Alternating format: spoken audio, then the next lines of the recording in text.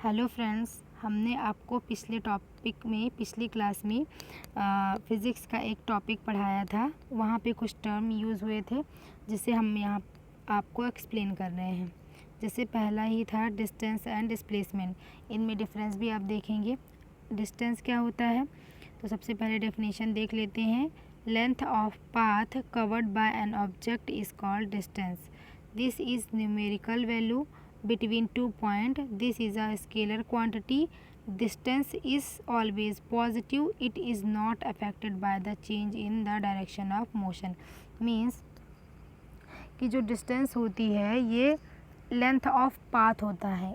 कोई भी ऑब्जेक्ट के द्वारा कवर किया गया पाथ जो होता है वो डिस्टेंस होता है, या फिर आप कह सकते हैं कि ये जो डिस्टेंस है किन्हीं भी दो पॉइंट के बीच का न्यूमेरिकल वैल्यू होता है। ये एक स्केलर क्वांटिटी है। इसको स्केलर क्वांटिटी आप डिस्टेंस को इसलिए कह सकते हैं क्योंकि ये डायरेक्शन पे डिपेंड नहीं करता और डिस्टेंस हमेशा ऑलवेज पॉजिटिव होती है। ये भी एक फैक्ट है। ये यहाँ पे एक लाइन लिखी है, it is not affected by the change in the direction of motion.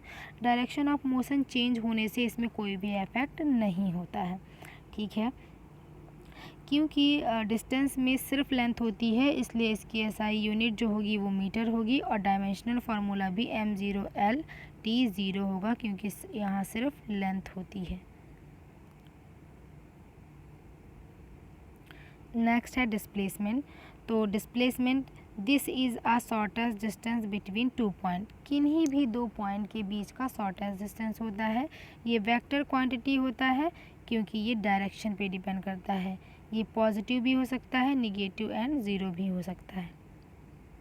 Same definition है, दो बिंदुओं के बीच की न्यूनतम दूरी को विस्थापन कहते हैं। इसका भी ऐसा यूनिट मीटर होता है क्योंकि इसमें सिर्फ डिस्टेंस होता है और डायमेंशनल फार्मूला भी सेम होगा m0L/t0 क्योंकि सिर्फ लेंथ है इसलिए L होगा इसमें। अब हम देखेंगे स्पीड एंड वेलोसिटी। तो बहुत ही आसान है, सिंपल है। स्पीड का डेफिनेशन है, the speed of a moving object is the distance travel by it in unit time.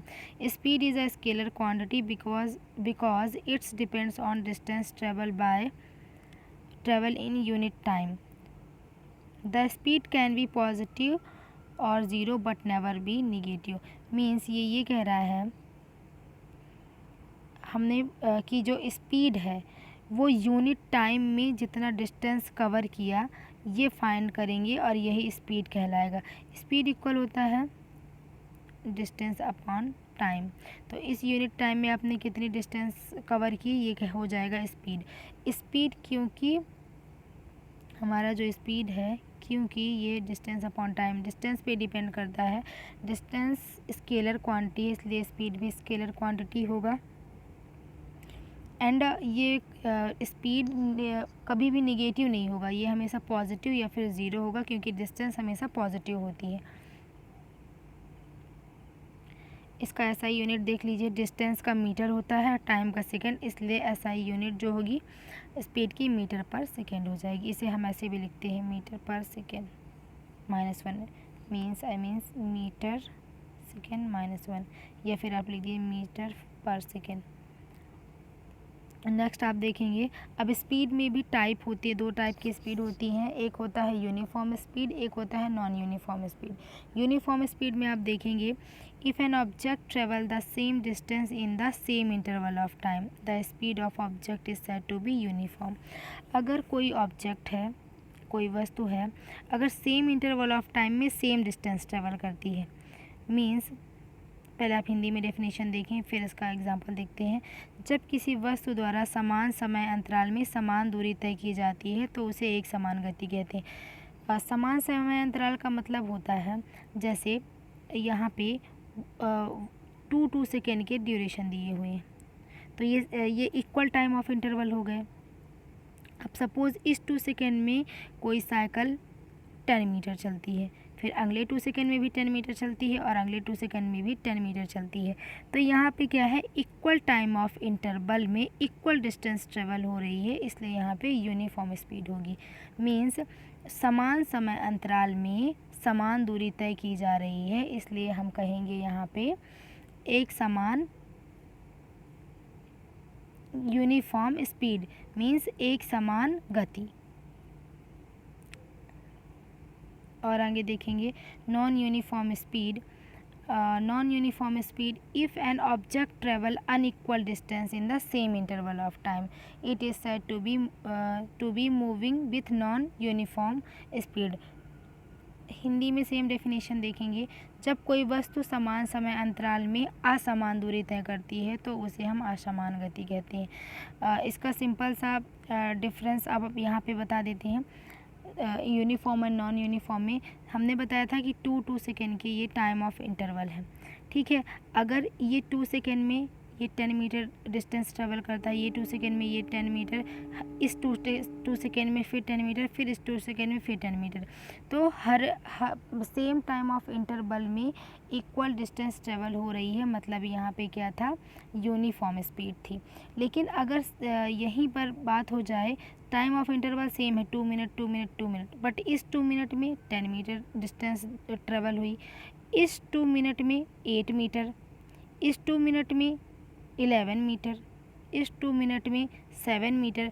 तो हम देख रहे हैं कि equal time of interval, time same है लेकिन हर बार अलग अलग डिस्टेंस ट्रेवल हो रही है, हर बार अलग अलग दूरी तय हो रही है, तो हम इसे कहेंगे non uniform speed.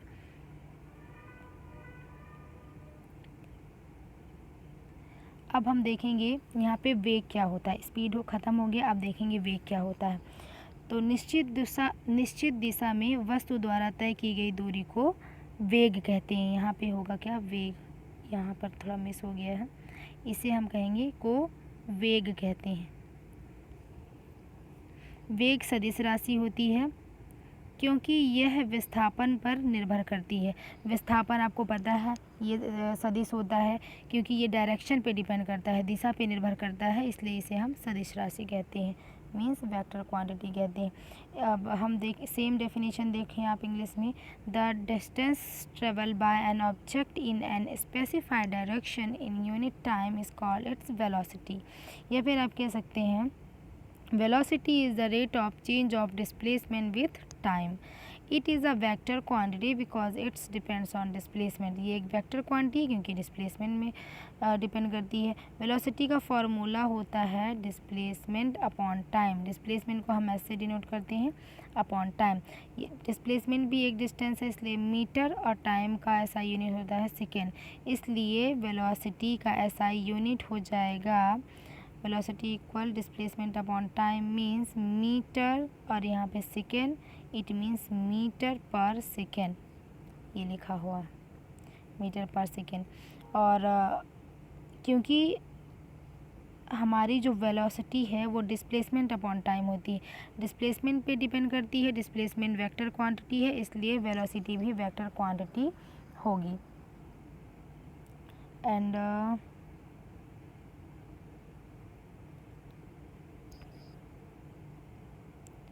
Now finish. अब अगर आपको मैंने आपको थोड़ा जल्दी कम टाइम में समझाने की कोशिश की है, अगर आपको कोई डाउट है तो please comment it. Thanks for watching, for more like share comment and subscribe. Thank you, मिलते हैं नेक्स्ट वीडियो में।